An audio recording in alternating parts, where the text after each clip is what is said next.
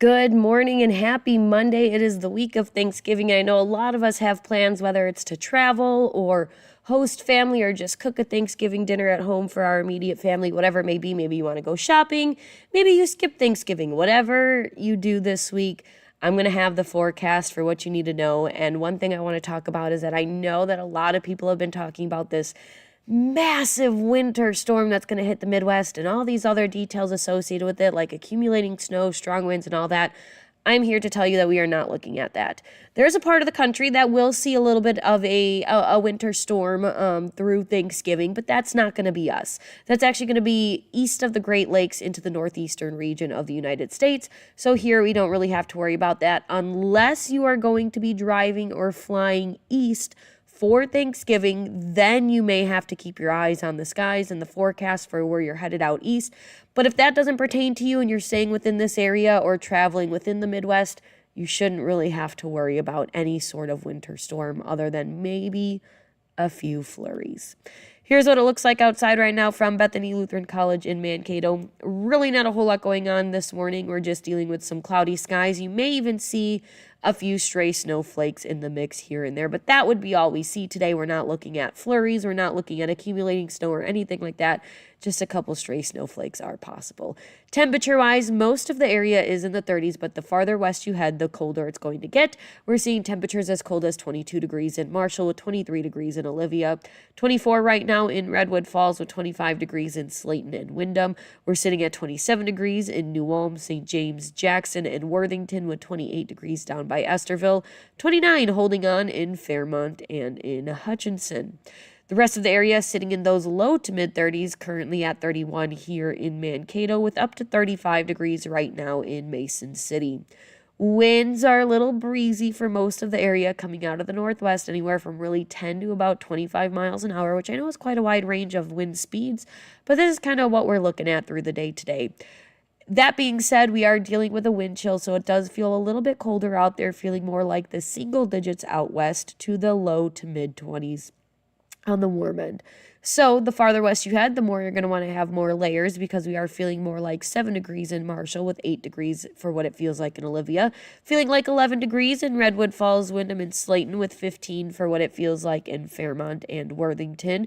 Here in Mankato, we're feeling like 20 degrees with up to 26 coming in at the warmest wind chill out by Albert Lee, which is about 9 degrees colder than what the warmest temperature in the area is reading. So what you need to take away from this is it is feeling a bit colder out there than what the temperatures are reading. So you are going to want to have at least a jacket with you as you head out the door, maybe even the hat and those gloves.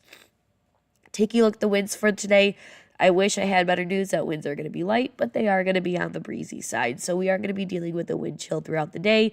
Here in Mankato, we're looking at winds reaching up to 20 miles an hour, gust up to 30 possible, but elsewhere it could reach up to 25 miles an hour, just like we saw a moment ago with wind gust up to about 40 miles an hour possible. So it is going to be on the breezy side. The reason I mentioned the chance for some stray snowflakes in the area is because we do have a little bit of light snow in southern, southeastern Minnesota and northeastern Iowa or north central Iowa. This could lead to a little bit of a dusting here and there between Algona, Mason City, Albert Lee, and Rochester, but that's going to be out in those areas. Unless you're going to be headed out that way, then you got to keep your mind on it. But if you're not going to be making your way out that way this morning, you have nothing to worry about other than, like I said, you may see a few stray snowflakes in the mix. As we go through the day today, here's the good news. Clouds are going to clear up and we're going to see mostly sunny skies by the mid to late afternoon hours. And then from that point forward, we're going to hold on to clear skies overnight, which means it is going to be a little bit on the crisp side because we are losing our blanket of clouds tonight.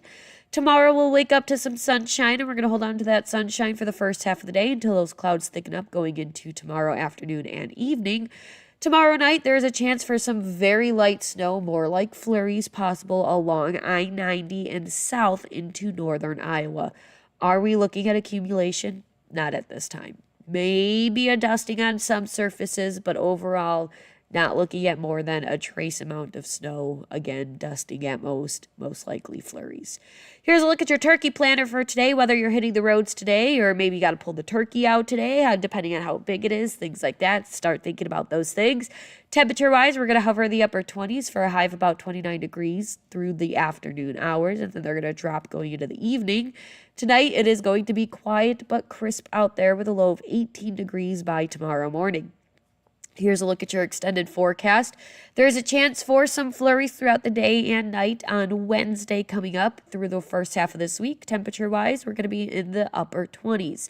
Then we've got that Arctic air kind of moving in from the north, and that's going to drop those temperatures a little bit colder down into the teens for the upcoming weekend. So those of you that are going to hit up Black Friday shopping, Small Business Saturday, or whatever it may be through the weekend, make sure you dress warm because we are looking at highs in the upper teens. Overnight, those temperatures are going to dip into the single digits. That's starting Friday night, sticking around through Sunday night into Monday morning.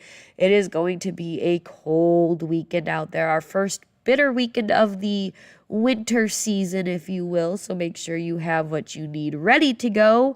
If you are going to be out and about, if you're going to be traveling, make sure you have plenty of extra blankets as well as warm clothes packed in the car, maybe a safety kit for winter driving just in case you were to get stranded on the side of the road.